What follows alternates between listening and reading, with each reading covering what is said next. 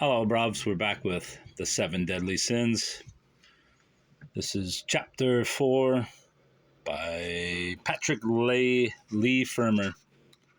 See what we can find it. Covetousness, we did that one. Cyril Connolly, which was one of the better ones. Was it Gluttony then? Very organized here. I'll edit this out. I ain't editing shit. Gluttony. Patrick Leigh Fermor. Gluttony. Yes, let me see. Mr. Vortigern paused in the pillared doorway to light a cigar, and his ruminative murmur was punctuated by puffs. Voricitus, don't know. Gola, gourmandise, yes, his cigar properly alight. He sailed down the steps to the sunlit street in an aromatic cloud. No one would have thought this hale and elegant figure was 75. I have been a martyr to it in a mild way all my life, he resumed as we headed for St. James's Palace. So its presence among the 7 deadly sins has always bothered me. I console myself with the thought that Ambrose and Augustine, or was it San Clement, had monks in mind more than laymen when the deadly sins first emerged, and of course they needed some corrective to late Roman excesses and barbarian disorder. You only have to read about the vomitoria and Trimalchio's feast and Petronius to get the point. And what was the name of the senator who had slaves walking backwards in front of him to carry his paunch? And what about Pollio Vedius, not Asinius, who lived in Naples in the time of Augustus? He used to punish his slaves by throwing them into the tank, where he kept his fish because he thought that a diet of live humans improved the flavor. And barbarian banquets were filthy. Think of those raw slabs of meat the Huns used to strap between their saddle flaps and the flanks. Comes the sneeze. And the flanks of their horses. Things had got out of hand. There's nothing against good living in itself. We have only to remember the marriage at Cana. Saint Benedict allowed his monks a hemina of wine with their meals, and look at the stilling traditions of the monastic orders and the description of the abbot's meal in Tact Prodromus, the Byzantine poet.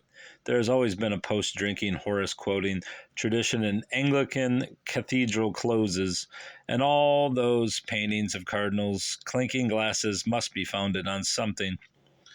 Mr. Vortigern's humorous agate eyes caught mine for a moment. Do you know the story the Romans are so fond of about a pope? A fairly recent one, too, and a saintly man at the gates of paradise.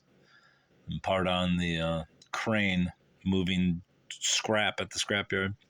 You don't? Well, there is a tradition that St. Peter stands aside when a supreme pontiff arrives to allow his successor to let himself in with his own keys.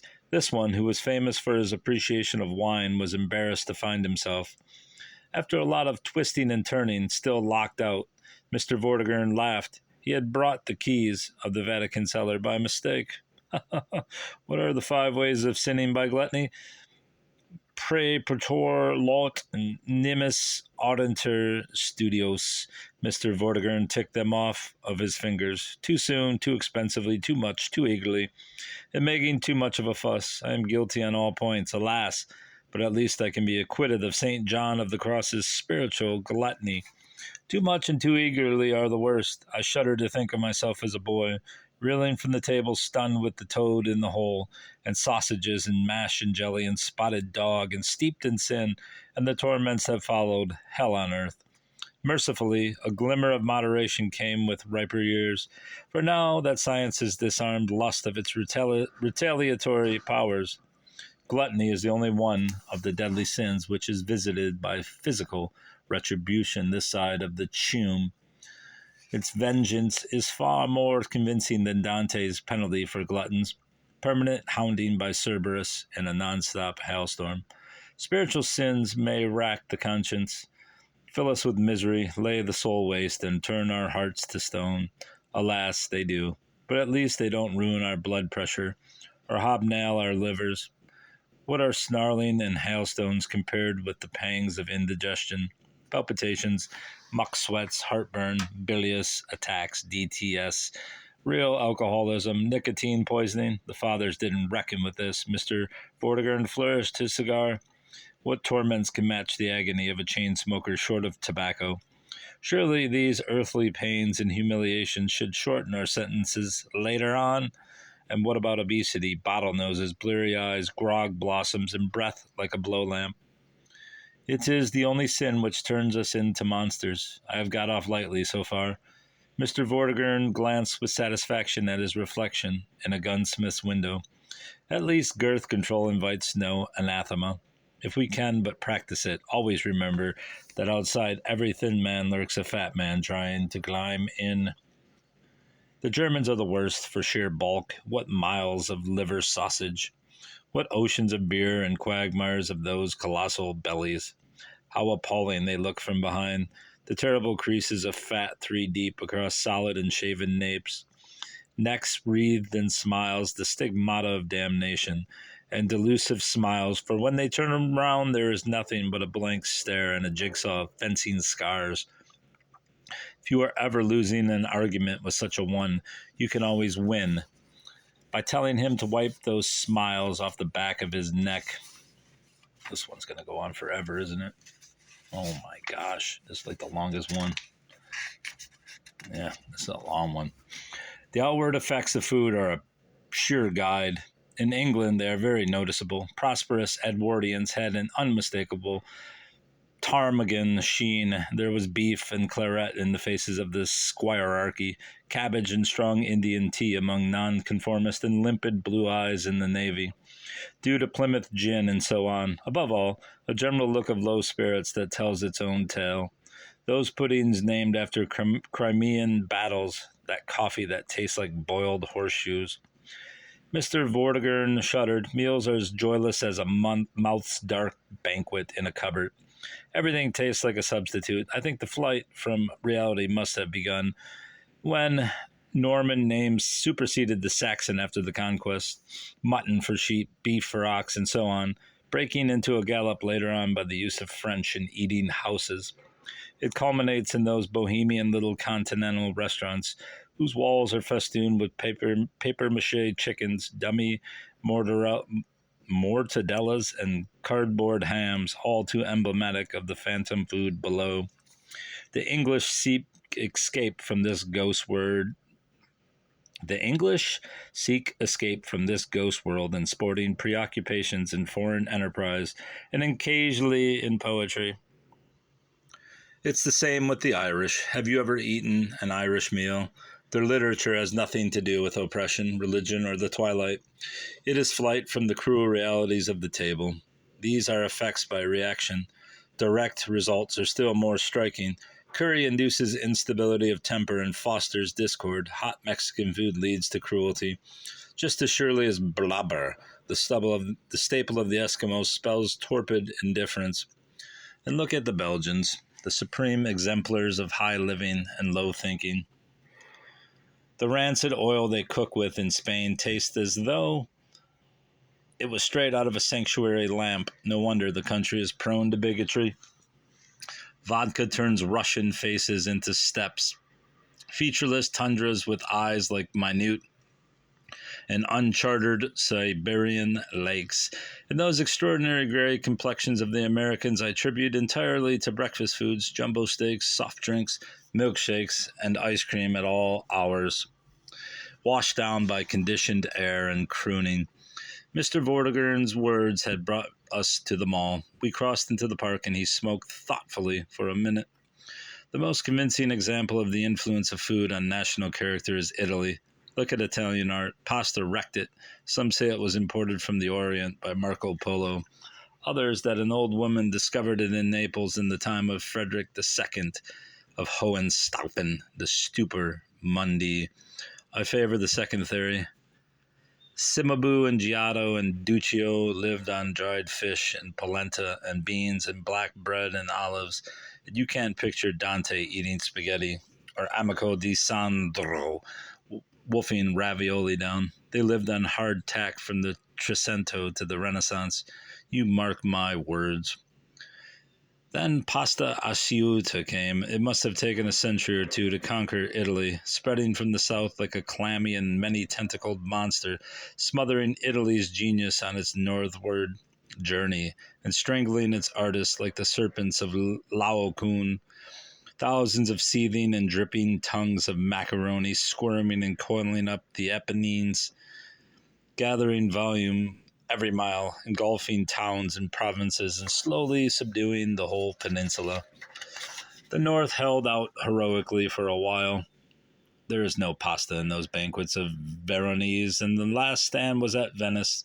The rest of the country lay inert under its warm and slippery bonds, slippery perhaps, but still unbroken today, while Tiepolo, Tiepola held out, and Longhi and Gardi and Canaletto, the last lonely frontiersman of a fallen empire. But one day some treacherous dauber must have swallowed a streaming green yard or two of tagliatelle, the end of the enemy's foremost tentacle, you might say, and hotfoot, the rest of the huge, victorious monster came coiling into the Veneto, it reared itself for the kill, and then the end of Mr. Vortigern's Malacca cane, which had been describing faster and faster loops in the air, stopped in mid-sweep, and then wallop. A billion boiling tons of pasta fell on the town, and the proud city, the sea's bride, and her towers and domes and bridges and monuments and canals went under. The piazzas were a tragic, squirming tangle of spaghetti and lasagne. The lagoon ran red with tomato sauce. Italy's genius was dead, laid low by her own gluttony. Not only Italy's painting, but Italian thought and poetry and literature and rhetoric and even Italian architecture. Everything was turned into macaroni. Mr. Vortigern fell silent. The world seemed locked for a while in an elegiac hush, but, he resumed at last, it had its compensations. Baroque's debt to pasta has never been fully recognized. In fountain statuary, its influence was supreme. Think of those beautiful fountains at the Villa d'Este and Bagnai. Think of the Piazza Navona and the Piazza dei Trevi. Where do you think they found the inspiration for all those bearded Trisons? No, Ezra Pound. Bad Ezra Pound. Fascist Ezra Pound. Those Neptunes and gushing river gods and sea beasts, those swirling boards and fishtails and manes, all ending in waterweed. That feeling for tempestuous and tangled flow, of deliquescence, of solidity and flux, that brio and speed and sweep, where but in those swirling, ingurgitated fork loads, those wild mealtime furlongs that keep a Roman going. They are pure Bernini, an Italian dinner played backwards, Gorgon struck in mid-swoop. Conversely, how eatable post-Renaissance Italian architecture looks. Scagliola, rock cakes, Carrara, barley sugar, marzipan statuary, pasta and travertine, ceilings and cloudbursts straight out of an icing gun. It is not for nothing that the Victor Emmanuel monument is called the wedding cake. Perhaps, Mr. Vortigern continued with a change of key, one should adopt a gastronomic approach to all architecture, like a cannibal's attitude towards his fellow mortals. The Taj Mahal would be delicious, especially on a hot day. Gothic, horrible, too bony, and I would not care for a square meal of Corbusier either. Too square by half and far too austere. The food might be concrete, I feel. Pardon. And the drink abstract. Cannibalism is a problem. In many cases, the practice is rooted in ritual and superstition rather than gastronomy, but not always. A French Dominican in the 17th century observed that the Caribs had decided notions on the relative merits of their enemies. As one would expect, the French were delicious, by far the best. This is no surprise, even allowing for nationalism. The English came next, I'm glad to say. The Dutch were dull and stodgy, and the Spaniards so stringy. They were hardly a meal at all, even boiled. All this sounds sadly like gluttony.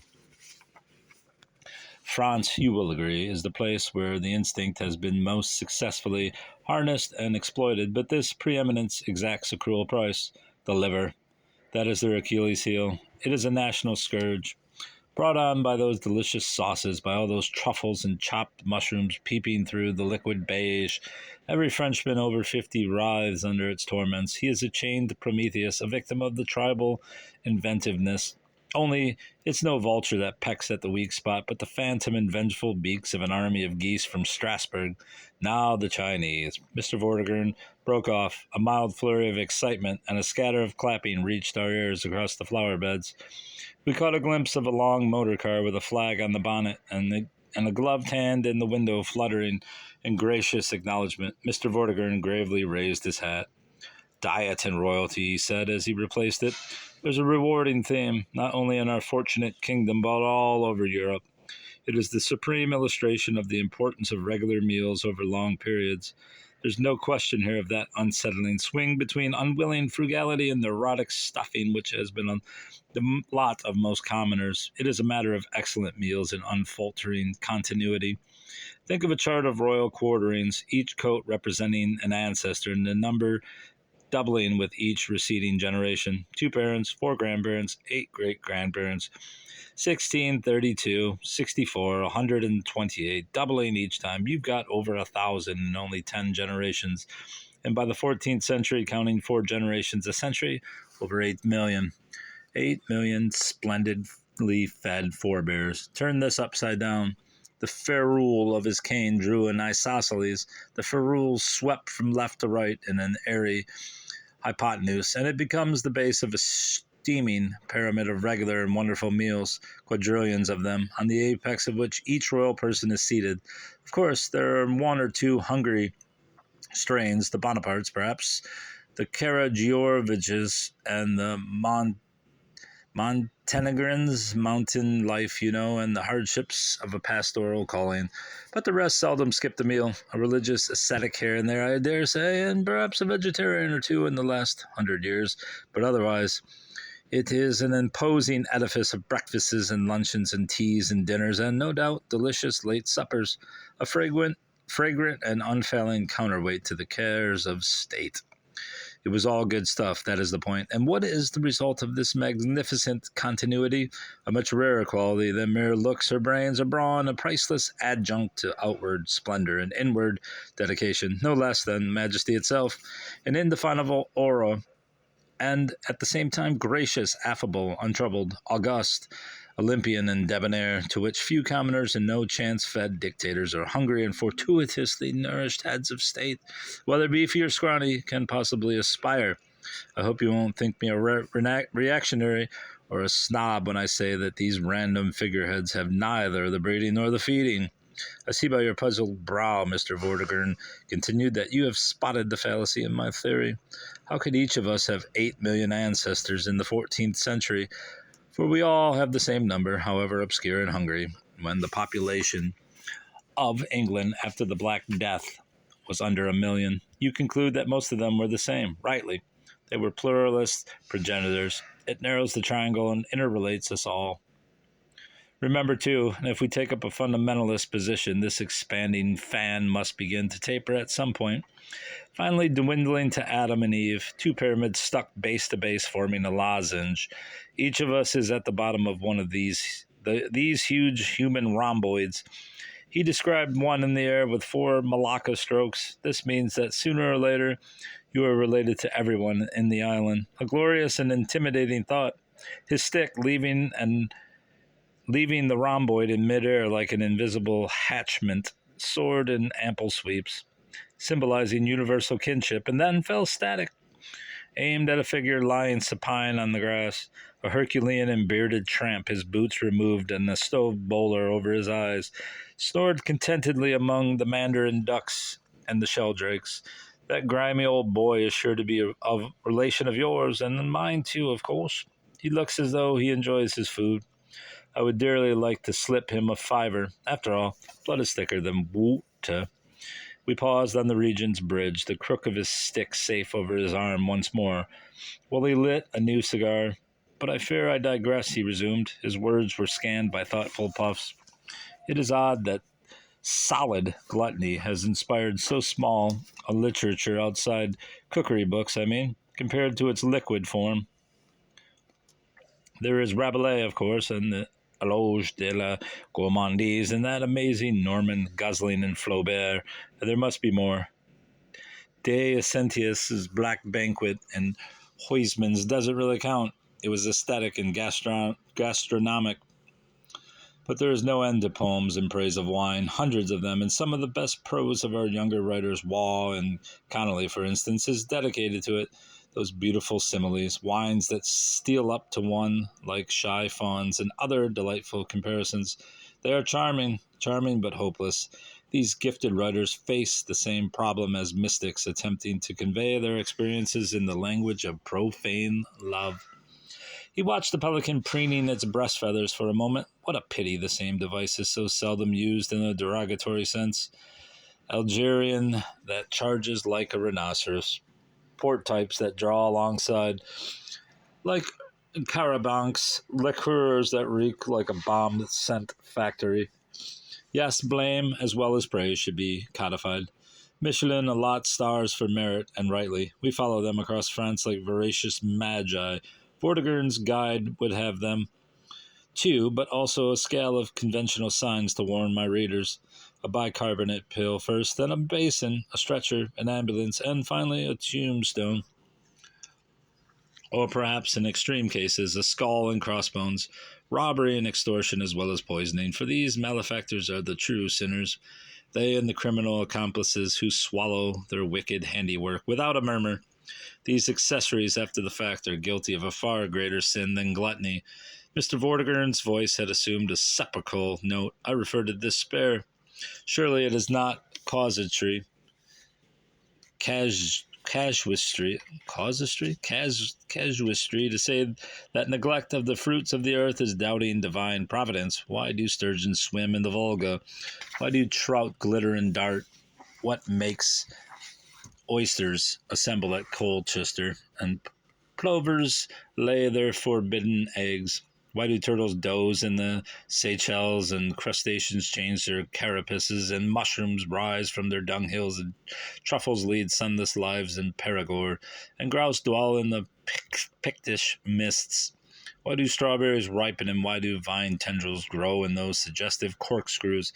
Why is the snail on the thorn? Is it to test us, or is it a kindly providence at work? But the fathers have spoken. It's no good trying to shift the blame or to say that sin lies only in excess. How can one eat caviar in moderation? There is another peculiar thing about gluttony. Its physical penalties may be the heaviest, but it is the sin that leaves us with the lightest deposit of guilt. One feels like St. Augustine of Hippo, not Canterbury, postponing his reformation. Give me frugality and sobriety, O Lord, one might paraphrase him, but not yet. Sed noli modo, but it's no good. Cerberus and the hailstones are waiting. Big Ben chimed its preliminary tune and began to toll the hour.